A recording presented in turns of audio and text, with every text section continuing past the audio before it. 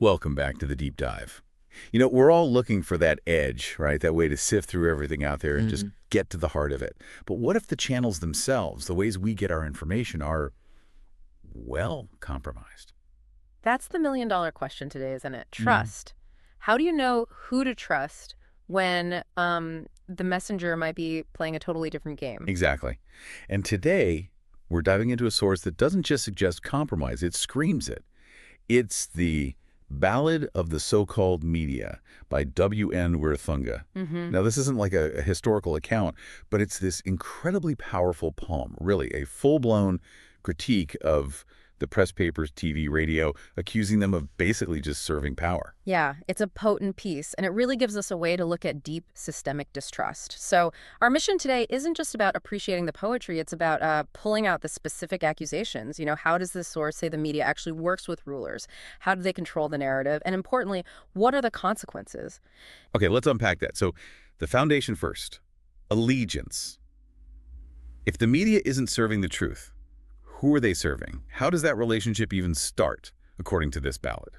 Well, the ballad is crystal clear on this. It says the media's main loyalty. It's to authority, not truth. Not truth. Nope. The language is sharp. It says the papers sell their lies to please the ruling hand. It literally frames the press as, well, something bought and sold, a tool for those in charge. And it demands they bow before the crown. Wow. Sell their lies. That's blunt. But it sounds like it goes beyond just bowing. The ballad makes them active players in the game, right? There's this kind of double job they have. Exactly. It's not just about reporting good news for the leader. They have to actively build that leader's image. The text says they write of leaders' glory, but then at the same time, they have to hide things, hiding where they stand. So it's promotion and concealment. Precisely. It's like being a PR agent and a information gatekeeper all rolled into one. They're boosting the leader's image, making them look strong and infallible while burying any messy details or inconvenient facts. Right, which naturally leads to the next step, manipulating the actual story. Once that loyalty is locked in, the media's job becomes purely political, doesn't it? It's about managing the brand. Managing by contrast. The source points out they praise the one in power and shame the other side. It sets up this very simple black and white world. Good guys, bad guys. Pretty much. It's a deliberate strategy. It's not about finding truth. It's about making the powerful look like the only viable option by constantly attacking or highlighting the flaws of any opposition. Keeps the existing power structure nice and stable. But here's where it gets really interesting, I think. What happens when the powerful mess up? When the truth actually gets out, when, as the ballad says, one is stripped of secrets? You'd think the press might finally report honestly. You'd think so. But that's the twist, according to this source. When the powerful are exposed, the press doesn't suddenly find its conscience. Instead, it turns truth to tide. Turns truth to tide. What does that even mean? It suggests a complete flip, a total narrative reversal. They don't just spin the facts, they actively change the story. Maybe the whistleblower becomes the villain, or the obvious truth gets framed as a misunderstanding, or worse, a lie itself. Wow. That's not just spin. That's like institutional gaslighting. They're actively working to make people doubt what they saw or heard. Exactly. And the result for the average person, the ballad puts it pretty starkly. The villagers believe it all, as truth is sold as tale.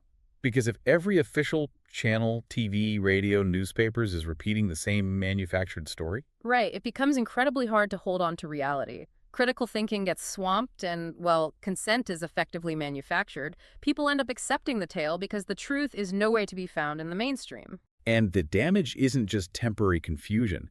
It corrupts the whole information environment. That line, mighty lies cascade like floods and honest hearts grow pale. It captures that feeling, doesn't it? Being overwhelmed, almost helpless, against this wave of official deception. That cascade leads us straight into the second major theme. This huge disconnect between the media narrative and actual suffering on the ground. If they're busy polishing the leader's image and twisting truth, what aren't they talking about? Yeah, what gets ignored? The ballad seems to focus heavily on economic reality. It does. It describes how the media seems obsessed with protecting the financial elite. There's a line about gamblers, microphones in hand, erase the bank's dread. Erase the bank's dread. That's specific. So the media's job is to soothe the anxieties of the financial institutions. Make sure the markets are calm, the big players aren't worried. That's what the ballad suggests. Their focus is on managing the fear of the powerful, the dread of the banks, making sure the system looks stable, at least for them. Financial damage control for the wealthy, you could say. While completely ignoring. While completely ignoring the reality for everyone else. The contrast is brutal. You have the media working to erase the bank's dread, and right alongside that, the ballad states, the hungry die in alleyways, the poor without their bread. So two entirely different worlds exist in the same place, but only one gets the media spotlight. And the media actively chooses which one to amplify and which one to mute. It's a conscious decision, according to this critique. And this silencing, it's not just about domestic issues, is it? The fabricated reality extends outwards too. Definitely. The ballad points out this weird situation where internally, the country burns in silence, the people choke with grief. Real suffering happening. Yes, but externally, foreign praise descends. So the power structure, with the media's help, manages to project this image of success or stability to the outside world, even while things are falling apart internally. The suffering is kept quiet, invisible to outsiders, and downplayed for those inside who aren't directly experiencing it. Okay, so we've got subservience, narrative manipulation, active distraction from suffering. It all seems to build towards this final, really cynical point in the ballad about the whole system, this perpetual cycle of corruption. Mm-hmm. And the political strategy that keeps it going is basically deflection, constantly shifting the blame. How does that work? The source says they turn the other party's wrongs to spread their ruler's renown. So whenever the current power faces criticism or fails, the media doesn't focus on that. It dredges up some past mistake or scandal of the opposition. Ah, the classic whataboutism. Never address the current problem, just point fingers elsewhere. Exactly. It keeps the public focused on past grievances or the perceived flaws of the other side, rather than demanding accountability from the people actually in charge now. It ensures you're always voting against someone, rarely for something genuinely better. But the ballad goes deeper than just blaming politicians, doesn't it? It talks about change, about kicking the bad guys out. It does acknowledge that moment, Right. driving the enemy, exposed from the land, raising our own to govern. There's this sense of, okay, we won, we got rid of them. A moment of hope, maybe. A fleeting one, Yeah. because right after that, the ballad says, still the country teeters. Victory doesn't fix the underlying problem. Why not? Because, and this is maybe the most critical line, power hides in hue. Power hides in hue. Making the color of the party flag blue, green, red, whatever, it doesn't matter. The corruption, the subservience, the manipulation, it's baked into the system of power itself, not just the specific people holding it temporarily. So changing the players doesn't change the game. That's the deeply cynical conclusion here. And the final lines really hammer it home.